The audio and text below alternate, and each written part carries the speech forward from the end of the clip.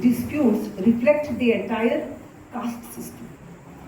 And her detailed ethnography on the oppression of landowning communities.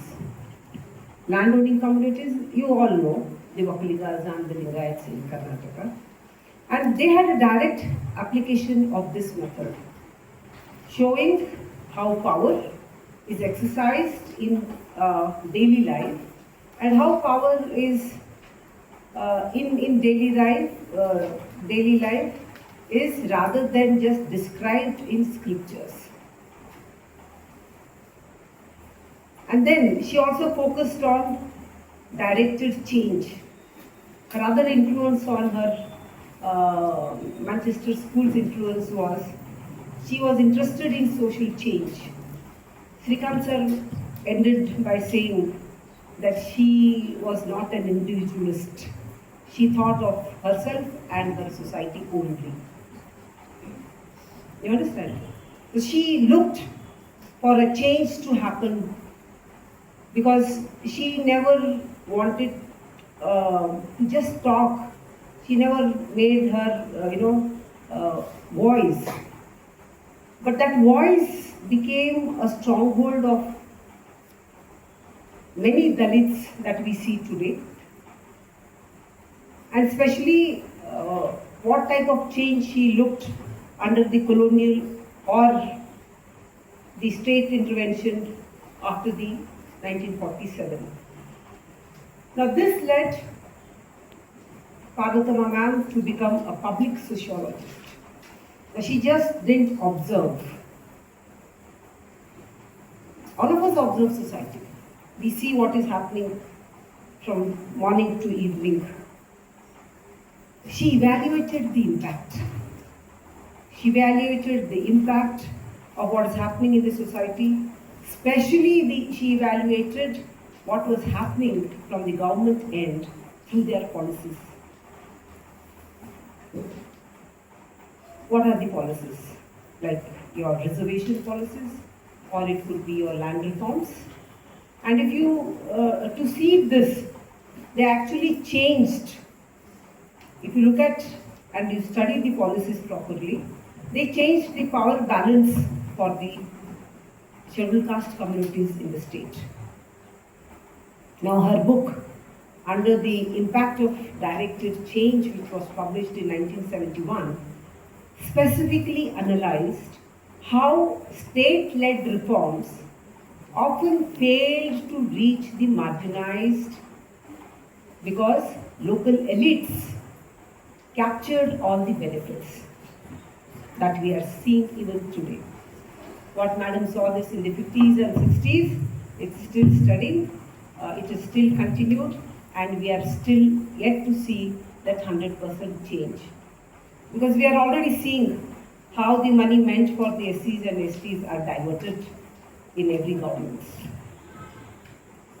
You understand? So this is something that one has to stand up and talk about it, irrespective of whoever is in the regime.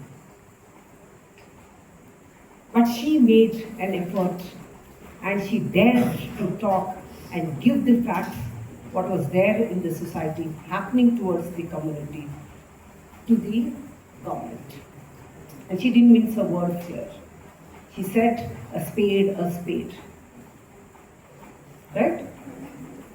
Now, there was another impact that she had from the Manchester School was her view from looking at the realities from above. Right? Now, what is this? Now, Manchester School encouraged looking at those affected by rapid change and urbanization. Now, Parvatama ma'am felt empowered to criticize the Brahminical bias on Indian sociology. She argued the dominant sociologists like M.N. Srinivas, who provided a South Indian Brahmin point of view that masked the violent reality of caste.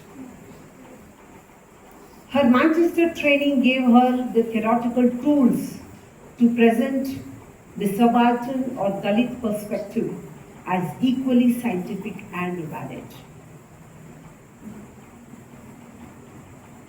We all need to do this in our research.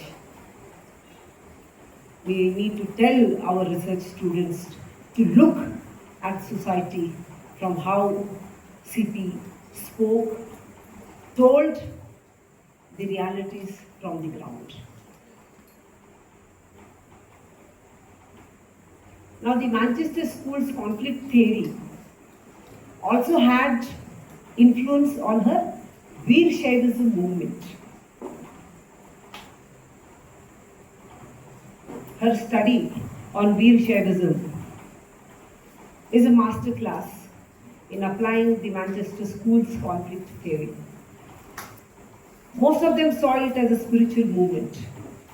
CP saw it as a socio-political struggle for power. She said Veerashaivism as a protest movement. And looking from the Manchester's lens, she didn't see Veerashaivism as just another sect of Hinduism, but she framed it as a revolutionary protest against the Brahminical supremacy. She spoke about Basavanna, the 12th century reformer, who sought to abolish caste and class distinctions in the society. The Manchester analysis, she also focused on the social friction which caused by inviting Dalits to wear the Ishtalinga in the thread on their body, a sacred symbol. And this movement explicitly challenged the ritual monopoly of the Brahmins. She studied it. She looked at how things could change for the betterment of the humanity. Her institutionalization of caste, again through the concept of how revolutionary movements eventually became rigid institutions.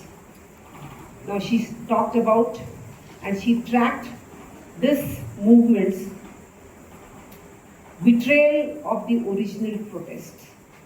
She said, and she also documented over, about the Lingayat community, which started by rejecting caste, developed its own internal caste hierarchy. So the very basis of Veerashaivism, if you look at it from the angle of Basavanna, is lost today. So she documented and she also founded and she proved that the dominant Lingayat subcaste began practicing untouchability against the Dalit followers who were also of the same faith. And now this created a new power elite. And what was it showing? It was showing the old Brahminical one, exactly mirroring it.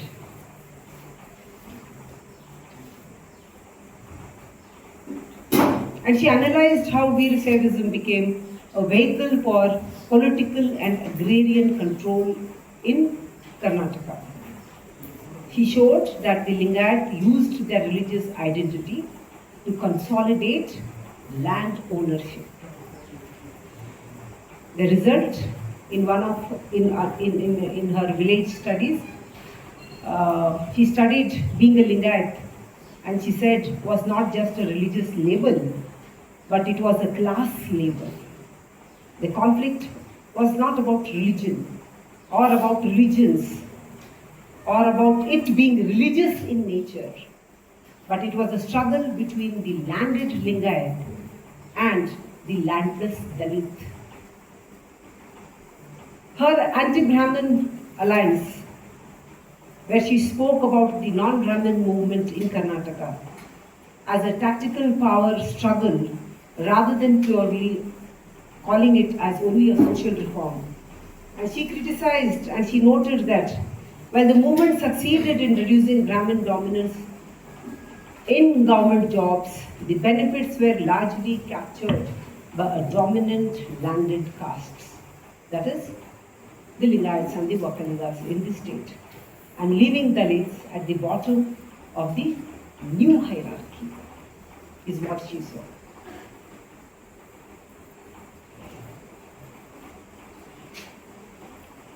Her understanding of